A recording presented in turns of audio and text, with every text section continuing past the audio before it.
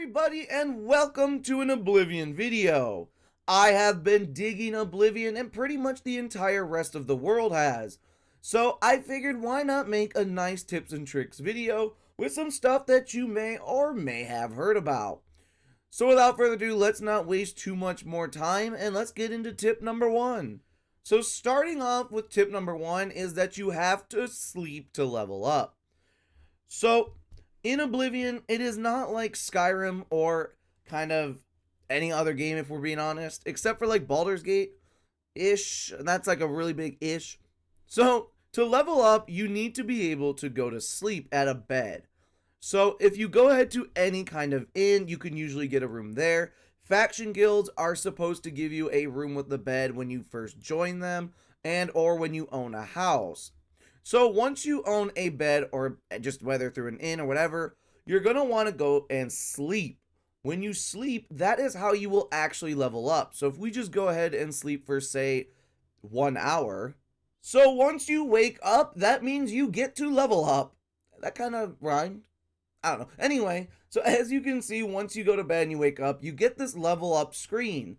So this means you get to up your stats, your strength, intelligence, willpower, agility, speed, endurance, personality, or luck. So you can go ahead and put in your virtues here. As you can see, I can put them in here to strength, maybe give a little bit of agility, and why not speed. So obviously you can put the stats you want, and it will level them up when you hit confirm. So that is how you level up in Oblivion. So unlike Skyrim, when you level up, you would get a skill point to go into your, level up tree or whatever.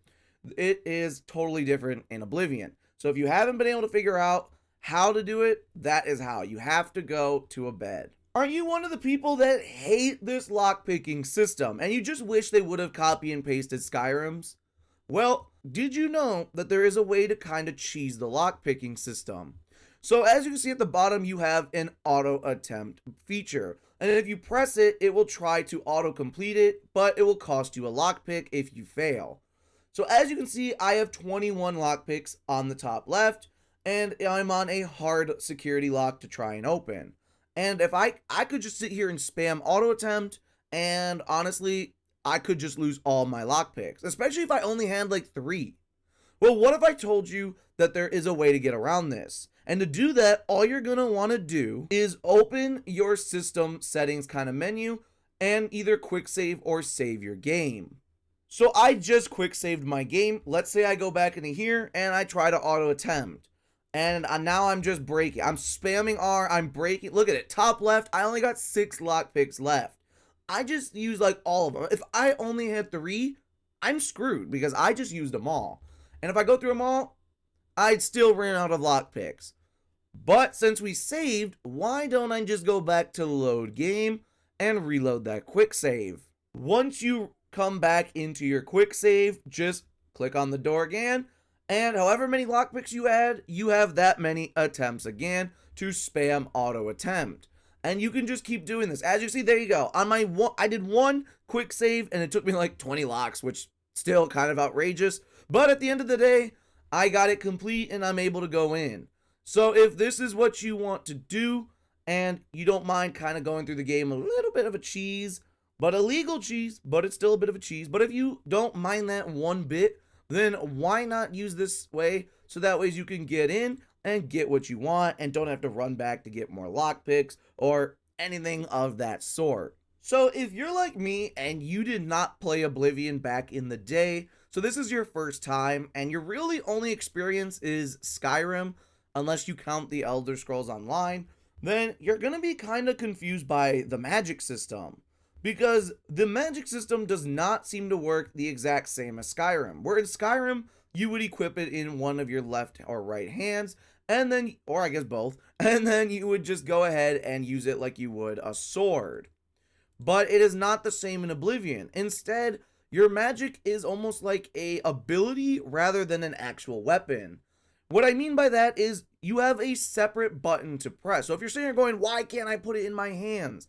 It is because you have to click your magic casting button, which on PC it seems to be C, and you can press it and it uses your magicka and does your magical effect. As you can see, I swapped off of Cold Touch and put on a Fireball. And if I click my magic casting button, I can cast my Fireball and it uses my Magicka. So that is how magic works in Oblivion. Totally different than it was in Skyrim.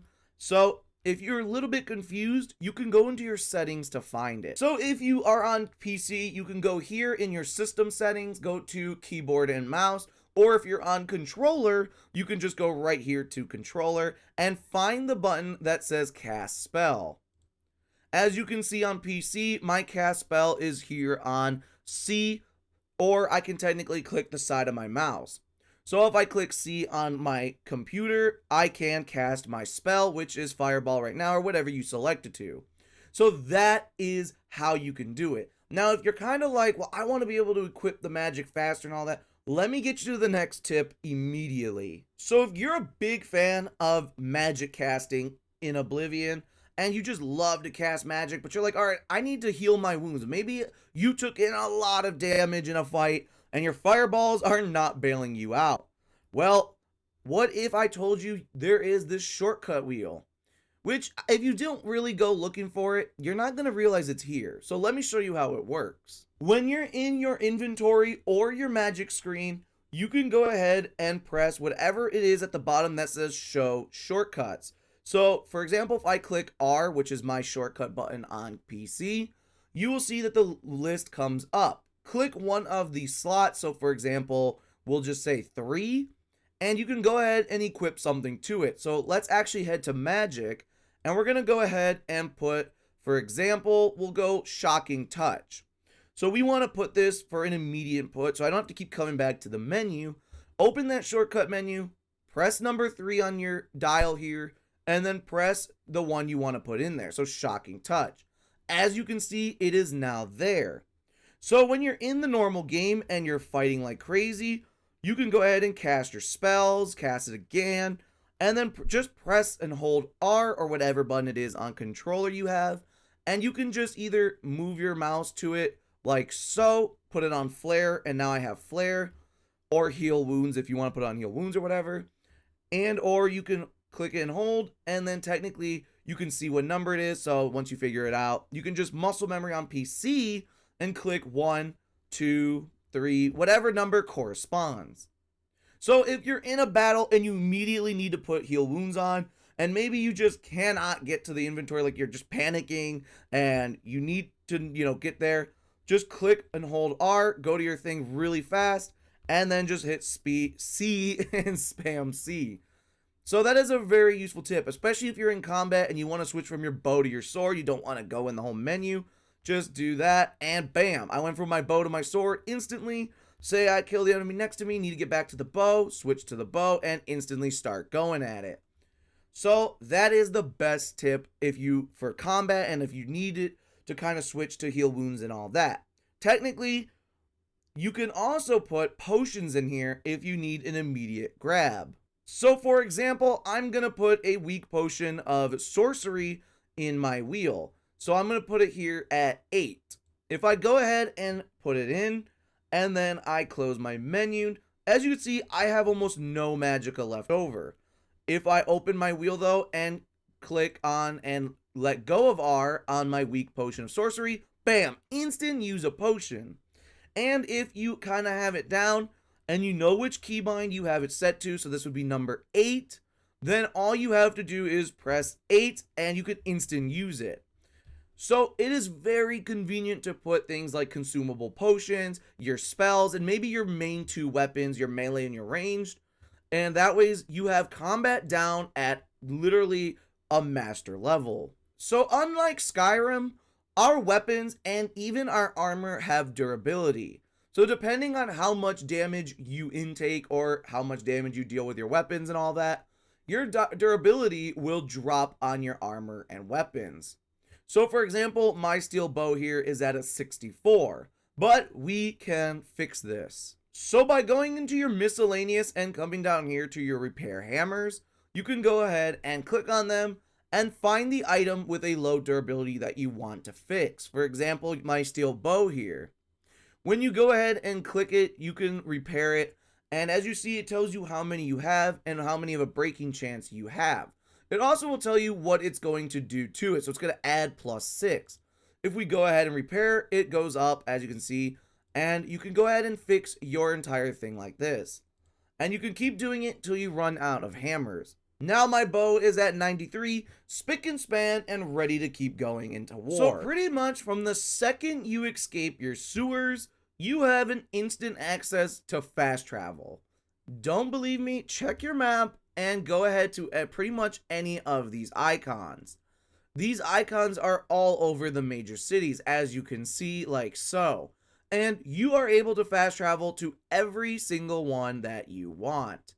Literally, once you leave, just go ahead and, like, if I want to go all the way down here, I can literally just go right here to, say, the castle and fast travel.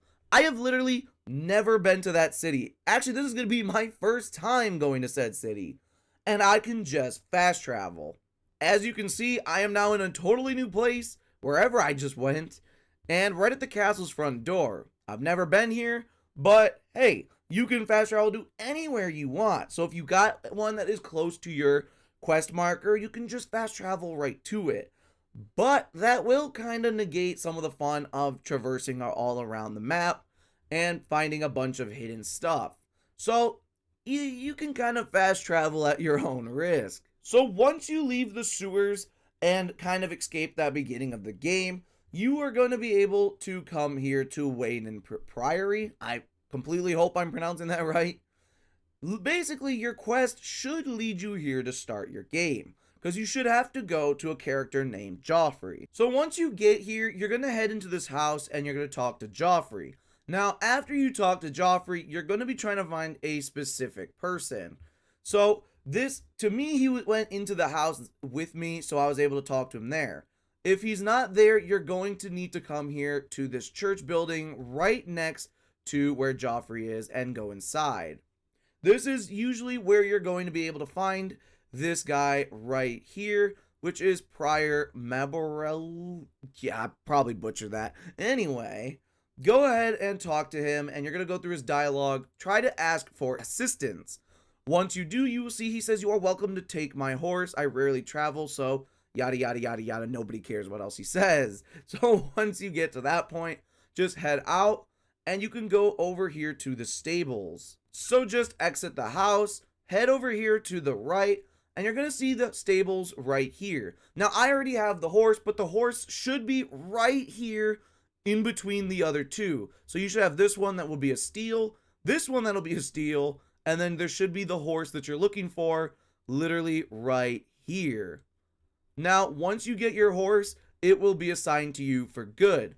As you can see, when you fast travel around, like I just did when I came here, your horse will spawn right like where you spawn in. So I spawned in right about here, and it was right behind me. Technically, if you fast travel into a major city, it will tell you in the top left that your horse is waiting at the stables directly outside of the city. So once you get your horse, you will forever have this horse. So you can get it right at the start of the game, and most people miss it because they don't talk to that guy. So please talk to that guy and get your horse, so that way you're at least not having to walk so far just to get to a place if you don't want to fast travel. Unless you're trying to get your athleticism up, then, well, it's totally warranted. So with that, we ride off into the sunset of Oblivion. Well, actually, I hope it's not an Oblivion sunset. You get the point. Anyway, that is all the tips in today's video. Let me know in the comments below which ones were extremely helpful to you, which ones maybe you knew, and which ones you just learned today. And with that, I hope you have a wonderful rest of your day. If you like this video, please like, subscribe, comment, share, all that good jazz. I'd love to do more Oblivion videos, and especially just like other Bethesda games on the channel, I'd love to start doing mod videos potentially. Though I guess we're still figuring out if mods are totally acceptable or not on Oblivion. So while we let that cook, we will continue to do Oblivion streams more than likely and whatnot. So why not stick around and hang out? So with that, like I said, I hope you have a wonderful rest of your day. And as always, I will see you around Cyrodiil.